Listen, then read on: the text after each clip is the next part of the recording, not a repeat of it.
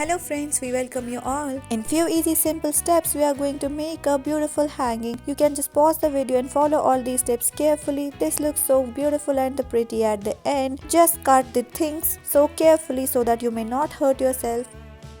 This one is so good and unique. Yes, we are going to trace down a beautiful lantern. For this we make use of the paper cutter, and then we are making these tassel type of the shape. Double-sided tape is also used so that we can fold it and just paste it. This is so cool and easy. It's best suitable for the kids between the age group of 10 to 11. Let's try to make some of the pen caps that are emoji inspired. For this we take the cardboard sheet of the paper and we're cutting it down. Then we are just fixing it with the help of the glue, and we are just wrapping it with some colorful sheets of the paper, then add the emojis. Let's try to make some of the emoji cushions. For this we are taking the colorful sheet of the paper and then we are making it waterproof with the help of the transparent tape, and then see how we are folding it inside. We are just inserting some of the cotton so that it will give a fluffy look. This one is so good and nice.